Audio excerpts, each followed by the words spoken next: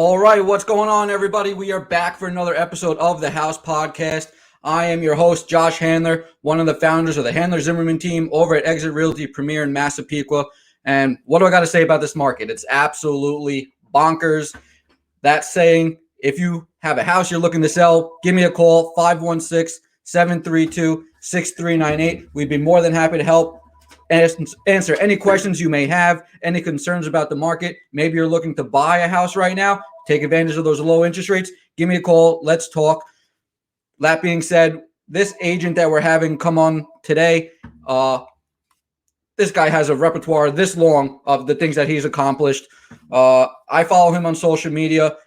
Most realtors probably know him. If you haven't heard of him, you've probably seen his logo on some other realtor's information, as he has over 500 agents. That's part of his overall organization, which is absolutely insane to think about. I believe he's only 27 years old, which is even more crazy to me. Founder and owner of the Gold Bar team, one of Long Island's top real estate teams. Welcome to the show, Juan. Josh, thank you so much for having me, man. Hey, thanks for coming on. I appreciate it. I mean, with everything you got going on, I'm sure you have to be absolutely insanely busy with this market. So thank you for taking the time, to say the least. Any single time. Happy to be here, man. So, let's dive right in. So you're 27 years old.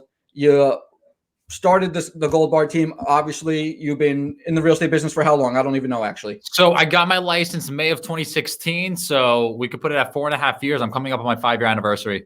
Awesome. So, all right. So figure you're almost 5 years into this business.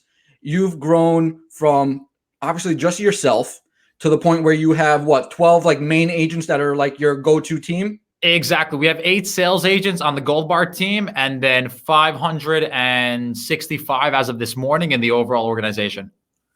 565. Yeah, we're on track to be at 600 by the end of the month.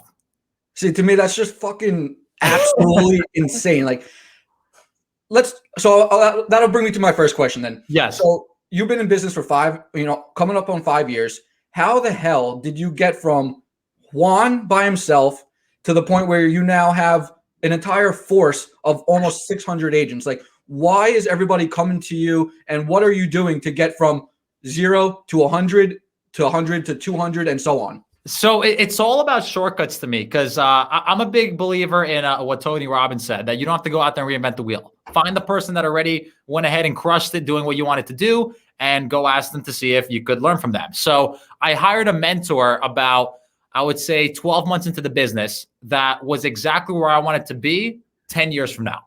And I said to that mentor, listen, I'll pay you whatever you want me to pay you, as long as you teach me exactly how you built this, how you built this, how you built that. And we put it all together. And that's what I did. And the second that I learned exactly what I wanted to learn from him, I went to my next mentor. And then I had 2 more until I basically found out how to build out the business the way I wanted it to. And my business is kind of unique in the sense where I'm all about leverage. I could care less about making $1 million a year if I'm working 100 hours a week, because number one, I won't see my family. I won't spend time with my friends. And heck, I won't even have to spend time. I won't have time to spend the money, right? But if I'm making $1 million a year in my sleep, now we're talking, that's financial freedom. So the way I built everything out is completely automated. But to answer your question, it's about finding someone who's already done what you've done, taking bits and pieces of what they've done to get them success, and then applying it to your principles, to your life, so that you could get there in half the amount of time. So what are the top 2 or 3 things you would recommend to someone that has 20 agents that are looking to get to 50 agents, or 50 agents looking to get to 100? What do you think have been the key components to enable you in the beginning to get to, to start really building that Gold Bar team? Great question. So there are 2 parts to building a team that I feel a lot of people don't understand. Number one, there's the business side of it, where you have to sell real estate. And you have to know, obviously, how to feed your agents, how to train them, how to support them. But on the other side, there's the recruiting business. When we're getting involved in real estate sales, no one's teaching us how to go out there and pitch agents on how to join your team or how to join your company. So I had to learn recruiting from the ground up. Fortunately for me, what did I do? I found the guy that built the company with 7,000 agents under him. Another guy had 6,000, and this other guy had, I think, 8,000. And I took bits and pieces of what they were doing, and I learned and I applied it to my business. So essentially, it's a matter of knowing how to identify talent. There are 1.2 million realtors in NAR, but only a small percentage are actually selling. Right. And knowing how to incentivize them to come join your team versus where they're at the moment. Right. So speaking of incentivizing your team, for example, so obviously I have a team much smaller than yours. We have about 12 or 13 agents now, but we're getting there. There And you go. Awesome. and it's all about, like you said, what can you offer your team? And that's one of the main things I feel when newer agents or any agent, even in the business, they are looking around for sometimes the wrong reasons. So they're looking at the broker because they want to have a certain name on their business card. They're looking for what the percentage of the split is, and that's all they care about. But they're not realizing, okay, maybe if I join this team, I can get this support, or I can get this extra training, or these extra leads that'll help my business get started. There's so many different things, in my opinion, that the regular brokerage, the brick and mortar, it's broken. They're not giving you all the things that you need. Just like Ryan Sernhand is doing his brokerage where, he may be taking a larger percentage, but you get everything: photographers, video, social media, whatever you want, you get it. Right. Correct. So for what's your perspective now? Obviously, I know you went to EXP, you've grown exponentially month over month. And, obviously it's cloud-based, so there's no brick and mortar other than, there's little places that you guys have like the offices here and there, but majority of it is cloud-based, right? So I'll give you an example right now. EXP is 100% cloud-based. And the first question I get is, well, if I'm going to join your company, where am I going to work out of? And I ask them a question. I'm like, okay, well, how often do you meet sellers at your office? And they say, never. I'm like, okay, how often do you meet buyers at a property? And they're like, well, most of the time. I'm like, okay, well, the majority of time you're meeting with a client is either at a lender's office to get them pre-approved or at a title company or an attorney's office for a closing. But if you think about the majority of the work that an agent's doing, they're basically doing virtually, remote, from home, from a WeWork, wherever it may be. So I'll give you an example. I'm right here at a WeWork right now. And this is a WeWork that I pay for every single month.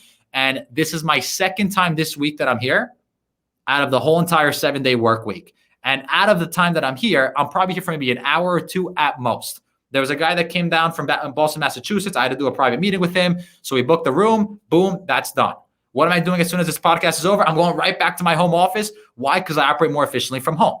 So I realized that when you go ahead from brick and mortar to virtual, not only do you become more efficient, but think of the money you save, the amount of time you don't have to get ready in the morning, getting into your car, all these things. The pandemic kind of forced everyone to shift their mindset from what if you could work virtually to how do you work virtually, because now you have to, Yeah, no, I agree. I learned from COVID. I used to meet, a lot of new clients, sometimes for the first time, face to face at the physical house that we're seeing. And, you have that little bit of awkwardness. You have a little bit of like, hey, nice to meet you. I'm Josh. Like, I know we spoke, but nice to meet you. The listing agent is like, who's the buyer? Yeah, exactly. And now I realize, we can do a Zoom virtual meeting, have an hour conversation where now we have like a connection. And it's, when you meet them for the first time in person, you're not meeting them for the first time. You almost feel like you've known them already because you just spent an hour on the phone with them face to face through Zoom. So like we implemented that into our business. And I think it's, that's part of the cloud-based system basically now. And I think it's absolutely, that's where I think everything's going. I definitely think the person that'll have a small brick and mortar, almost like how you guys are doing like the rental, space. Correct. Yep. And then majority cloud-based for all trainings and everything like that, where you could work wherever. That's going to take it to the, that's going to be the new thing, because you're always going to have those people that want that physical office. But majority of the new age and all these millennials and, people like ourselves that are, tech savvy, they're all about, versatility and being able to pull up a computer or wherever and be able to work. Exactly. And you know what the best part is for a team leader or maybe a broker owner? The fact that when you go to expand into a different market, you don't have to go through the licensing process. You don't have to go through the whole entire process of getting another brick and mortar and signing a 10-year lease on a commercial deal. It's one of those things where I just closed on a house in Orlando today through my expansion team, and I'm not even licensed in Orlando. And the way it's all referred through the brokerage and through the business, it's basically as if I was there, but I have none of the overhead, none of the liability, none of the expenses. So I think it's the future. And when millennials start realizing that, hey, you could expand and you don't have to go through this headache that you had to do before, why not, Yeah, I mean, it definitely makes sense. So with that being said, what's your thoughts on the market these days? I know you guys do a lot of stuff in the boroughs and Queens and the city, so what's your thoughts on the market for Long Island compared to the Queens and the city, where I'm sure you've seen a lot of people probably leaving the city, coming out to the island? Have you guys been coming out to the island more for business, or you guys been still just as busy selling people's houses that are leaving the city and wanting to come to Long Island? Like, what are you seeing out there? Great question. So the way I built out my team, I'm born and raised in Queens, so my roots are really over here. I know the area like the back of my hand, but when I grew up, I would go to Brooklyn often, and then I know a lot of people in the Bronx. So we focus on the 5 boroughs, and over the last, I would say, year and a half or so, a lot of people have been migrating from the city and Queens and the boroughs out to Long Island. So my team expands from NYC. We're going to be listing a duplex condo in Tribeca next month, outwards to the Hamptons. Right now, we're working with a couple investors out there that are involving in some flips. So the reason I spaced it out this way is really like diversification. I'm sure you've heard of diversification in stock portfolios where you're not going to put all your money into stocks. You may have some allocated towards bonds, some allocated towards gold. Heck, if you're all up to this crypto thing, you might want to put some in crypto. The way I saw it nowadays was if all of my business is in Queens and something like a pandemic hits Queens and all the market in Queens just plunges, I now have diversification because Suffolk is the exact opposite. Where in Suffolk, you're going to get lower priced properties and maybe the taxes are a little bit higher, but you're going to get a much bigger house. In Queens, you have low taxes and ridiculous prices for very small properties. So I said, how do I balance this out? And that's why I expanded the team. And now we do Suffolk, Nassau, and the 5 boroughs. Yeah, because we do very minimal Queens. We get a couple listings here and there. We don't get a lot of buyers, but we get, if I'm going there, it's, for the most part, it's usually like some listings.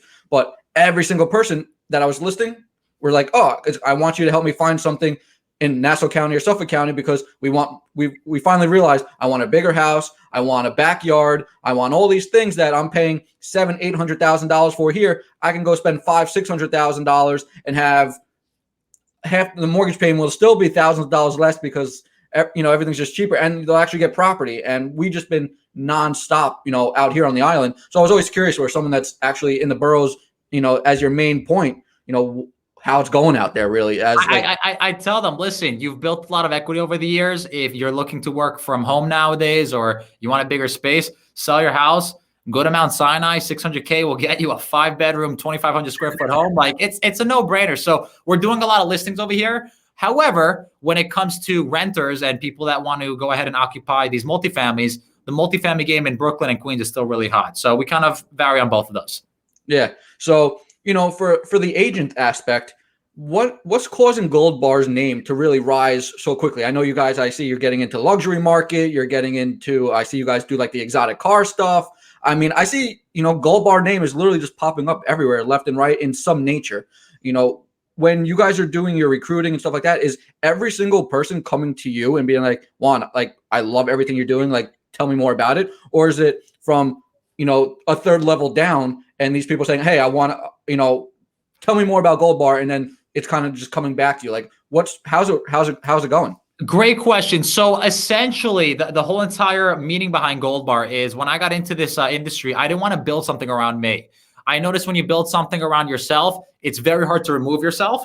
And I said, you know what? I want to build something that everyone can kind of buy into. So I thought of like, what would be a catchy name for something? And then I realized I got into this for financial freedom. I wanted to build wealth for me, my team, and my family. So I realized that the currency of wealth at the time was real estate. The more real estate you had, the more financial freedom you had long term. And I said, well, what would be a good measurement for that? And I realized that the currency for wealth, or the measure for wealth back in the days, was gold. Everyone knows gold as something that's very prestigious. It's a great asset class. It's something that you could go back to 2000 BC, right? It's still something that's used to go ahead and measure value. So I said, all right, so we got gold. My last name's Bar. Let me put it together. That's Gold Bar, right? And then I'll build something around helping others build wealth. And when I built Gold Bar, I built it by accident because no one really ever taught me how to build a team until I hired my mentor. So when I built my team, I did everything for my team, from transaction management to social media to branding to signage. I'll pay for this. I'll do everything. And I realized I basically became the backbone of the foundation of my team. And if you look at my team today, my agents only focus on prospecting, lead generation, and consultations. And the rest is done for them. Everything is streamlined, and we took that process to the whole next level. So as we started building out Gold Bar, I said, well, okay, we got the value there. How do we get the branding right? And I started kind of coming up with some ideas. And I said, when I think of Gold Bar, I think of like a prestigious investment firm, or I think of like a capital, like wealth fund, or I think of something that has a lot of value, not just to the team, but to everyone that surrounds itself with it. And that's when we kind of started getting into luxury. We partnered up with some other brands.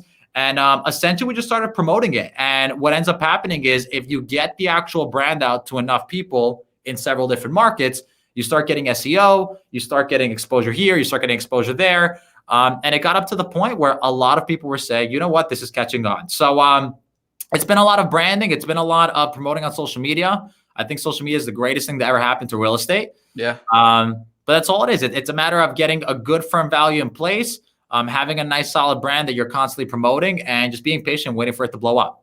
So obviously you've been blowing up, to say the least. And obviously when you blow up, there's always growing pains. There's always problems. There's nothing ever is perfect, right? So what are the issues that you have been learning along the way of growing so rapidly that is kind of causing you to, make a right turn and add something different into the business? What are you seeing as, say little hurdles or bumps in the road as you guys are growing so rapidly? So growing too fast is a problem in its own. There's a lot of companies that went public and they were worth hundreds of millions of dollars. And because they scaled too fast, they actually end up going bankrupt. So growing too fast is actually a problem. What I noticed when we started growing was that, number one, on the business side, we were just trying to find different lead sources, generate new leads. And everyone's always saying, I want leads, till they're getting 100 leads a day. I tapped into freaking lead sources that were feeding us like crazy. And what ended up happening is you're getting 50, 100 phone calls a day from all these little fountains that you set up that at first they're dripping and then they turn into fire hoses, right? You end up kind of going crazy because you can't service all that. Right. So I had to start bringing on a receptionist just to start picking up these calls and these leads. And then I had to train her on making sure they didn't fall through. So the biggest problem I had was not having an infrastructure in place to service this giant behemoth of a marketing system I created. Because once you blow up and once everyone's calling you, a lot of leads start falling through. And there's nothing worse than huge. Like that's a huge thing. I feel like everybody, like you said, all want leads. They want leads. But how, if you're buying them on Zillow, like we pay for a lot of Zillow leads for our team, right? Yeah. But obviously they're expensive. But most of them are ready to close relatively soon, for the most part. But Correct.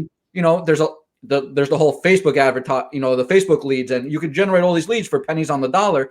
But you're like you said, you can get 50 or 100 leads in a matter of a day or two. Exactly. And if you don't have the proper procedures to funnel through these leads, which ones are hot, which ones need to buy right now, which ones are 3 months, 6 months, a year out, that's the hard part, I feel. And that's why I haven't really tapped into it yet, because if I tap into it, if I start getting bombarded with 100 or 200 leads every week or whatever it is, I don't have the procedure or the knowledge yet to really know where to put these leads, how to diversify it, to be able to give them to our team and be like, hey, let's get these ones going. Like, these are hot.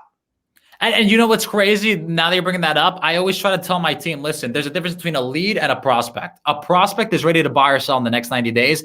A lead is someone that could potentially buy or sell in the next 10 years, right? You shouldn't treat these leads as if they're prospects, and you shouldn't treat prospects as if they're leads. Now, when it comes to leads, a lot of agents think they want leads, but what they really want is prospects. So when they get 100 Facebook leads that basically say, yeah, I want to buy sometime in the future, they throw them out.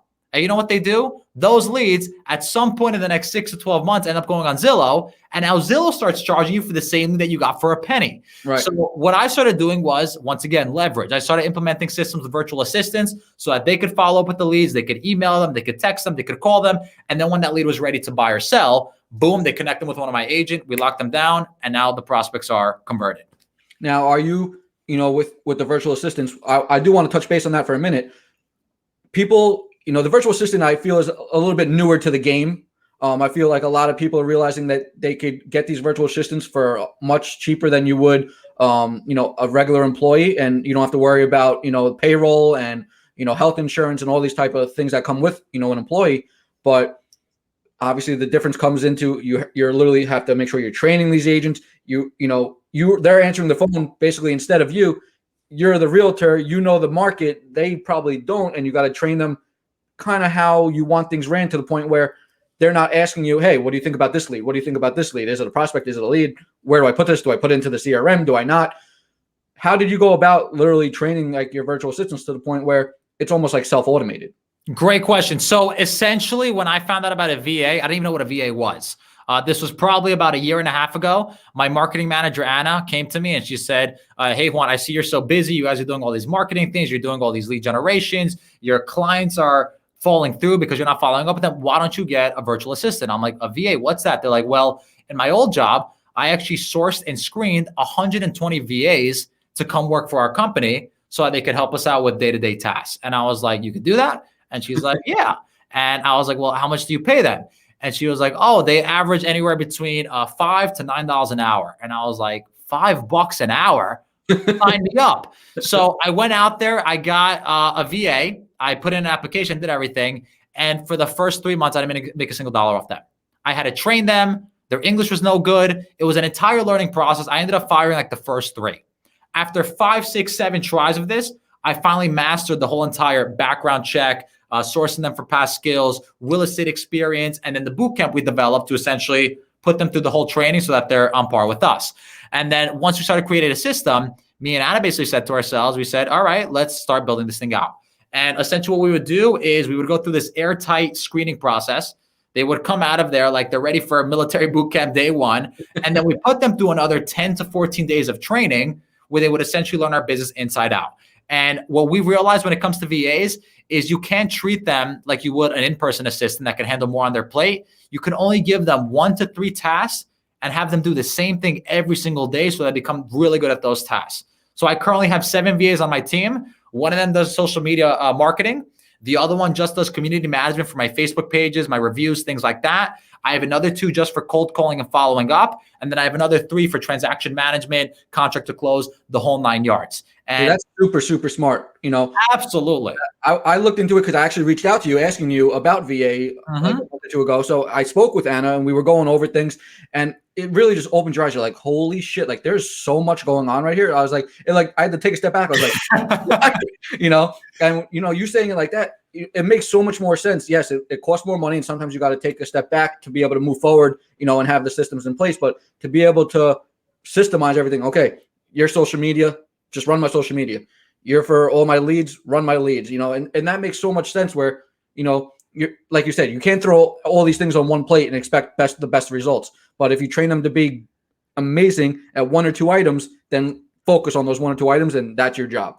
Exactly. And you know what it is? It's like starting a restaurant, right? Like you go in there and you're the manager, and now you're the chef, and now you're also the busboy, and now you're the waiter, and now you're also the hostess. And that's how real estate agents treat their job. They're literally juggling who knows how many plates at any given moment. But there's at any given moment 5 different things going on in a real estate process. There's sales, there's marketing, there's operation, there's branding, and there's expansion. And if you're doing all 5 of them, well, there's only so much that you could provide in every given little field. So I recommend that you start out with VAs.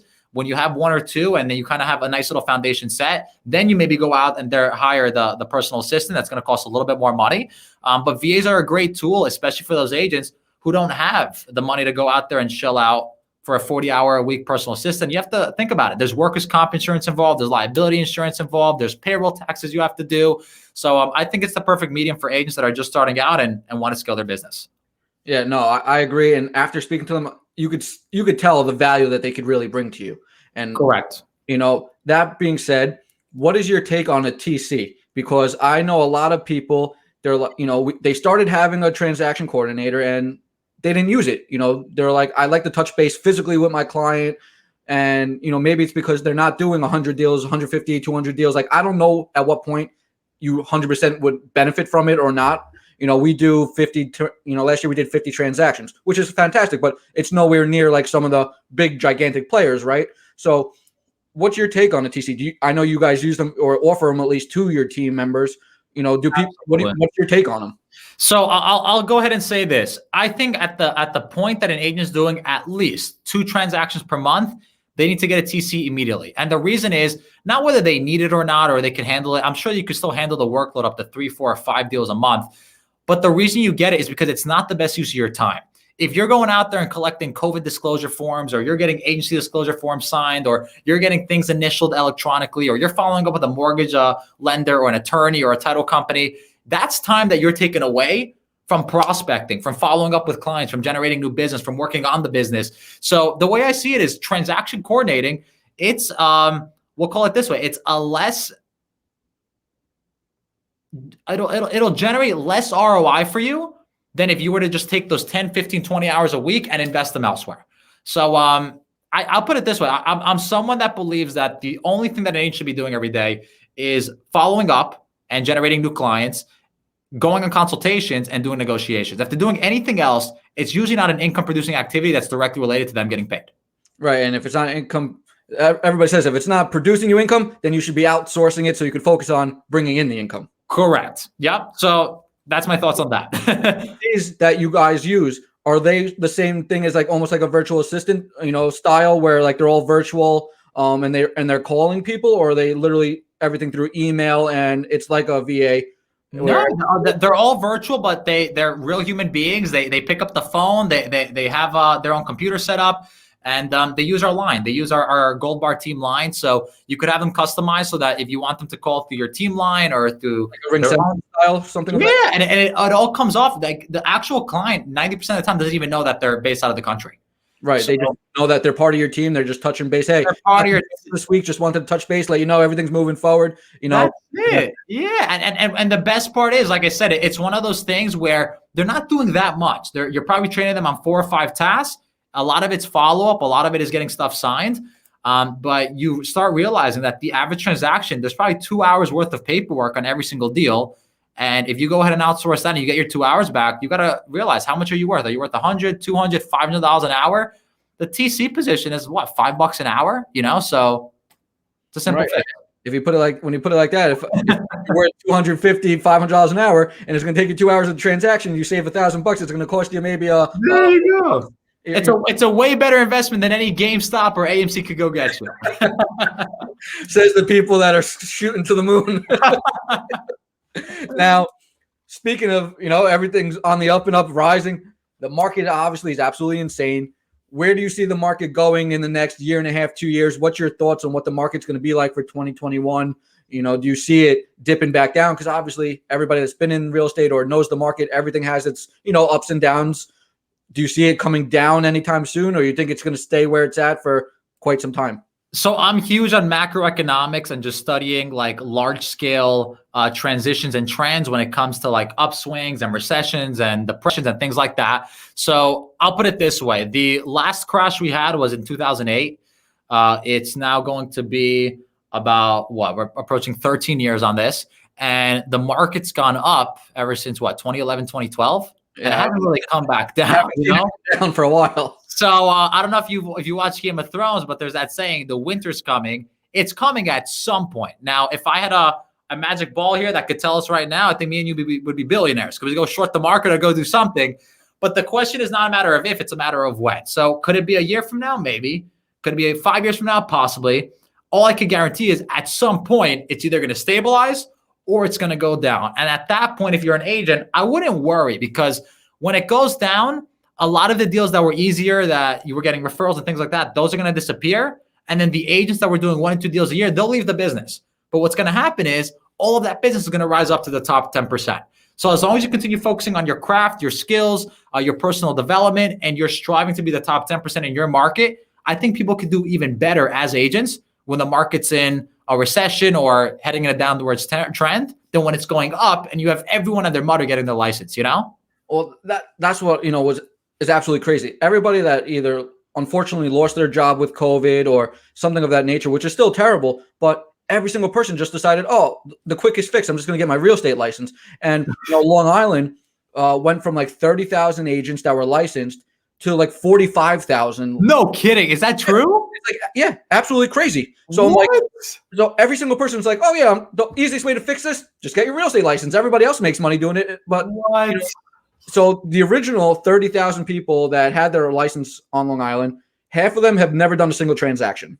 So now you're cut down to 15,000. And then the top 2% or something of that nature grosses 80,000 or more. Yep. So it's like, all the money's coming from, the top performers, for the most part. But it's just crazy how many people want to hold their license. They do absolutely nothing with it. Just to say, like, I'm a realtor, for the one time they want to go sell their house, or they want to have a friend. Hey, yeah, I can sell your house. And they don't realize how much of disservice they're doing to their clients. But what do you think of that? That's something that I wanted to bring up, where they make it so easy to get a real estate license these days.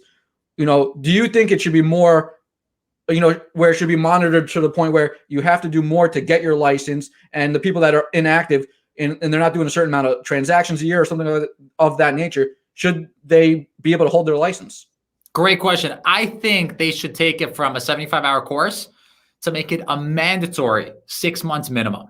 Like I think if they tripled the amount of hours that you'd actually have to study for the exam, and they charged 5 times. What do you get a license for nowadays? I think the courses are $100, right? Like, that's absolutely ridiculous. $100 in 75 hours, and you could go have your license. Like, that's great. Make it 300 hours and $1,000. And I guarantee you, instead of 100 people signing up, maybe you have 5. Because now it's an investment of your time, your energy, and your money. I'd be all for that. And it's one of those things where, like I said, what they teach you in real estate school, it's not like much of it is applied when you get into this job and you're like, wow, wait, I actually have to sell now. So they should stick sales in there. They should stick financing in there. They should stick the entire spectrum. And then when you actually come in here, maybe the failure rate would actually be lower as well. Yeah, no, I agree. And I'm hoping they do that at one point, because you shouldn't be able to just go get your license just for the hell of it, and then list your own, just so you could save thousands of dollars when you list your own house, but you know nothing about the market. Correct. Nothing about anything. You're literally just spending $100 so you could save yourself 10 grand. Like, and they think they're saving 10 grand, but really, how much money would they have earned if they used you or me, for example, and we got them, let's say 6 or 7% above what they would have got, Yeah. So they don't think of that. They just think of the first number. Oh, you're going to charge me 4% commission, whatever. Yeah, maybe I charge you 6%, but if I net you 5% more, you're still coming out ahead, and they just don't realize that. It's just math, Yeah. They don't want to hear that. Exactly. Yeah. So last question to wrap it up. What is the Gold Bar's 5-year plan? What is Juan trying to take it to the next level in 5 years? What are you trying to do? Is it investments? Are you looking to buy more, more investment properties, or what are you trying to do, for yourself and the team within the next 5-year plan? I think you're going to be shocked by how fast I answer this, but 5-year plan from now, I'm looking at around 5,000 agents worldwide. That's number one. That's the main focus. 10 times the amount that you have now. 10x of what I'm doing right now. Exactly. I want to have the biggest real estate network in the world. Right now, our Instagram following is up to around 350,000 if you combine all our platforms. All organic? All organic, took 4 years to build. If you look at all these Instagram platforms, you usually see a lot of huge spikes from like one day to the next. Means they bought followers. If you want to see if someone's followers are fake, check their engagement. Check how many comments they're getting. You see right away. These people have 150,000 followers, and the photo gets 1,500 likes. Like, come on. Exactly. And you usually see that we noticed the actual the ratio is 5%. So if you have 10,000 followers, you should be averaging about like 400 or 500 likes per photo. Okay. If you're not, if you have 150,000 and you're getting 1,500, giant red flag. So me and my partner, we started building the Gold Bar platform. Heck, gotta be 2017. 4 posts a day, every single day for the last 4.5 years. Yeah, and if you're asking me, I didn't post that. I didn't have time. Like, I have a team to post twice a day, and like that's a lot just to put out that content. Are you using hashtags? Hashtags, the whole 9. Good. You got to use hashtags. You have to engage. You have to take advantage of geotagging. And you may be seeing you're not going up in followers that much. You may be getting like 10, 15 a month or something. We go up about 100 a week. Oh, you're doing great then. You're at a great pace. Compound that 100 over 2 or 3 years.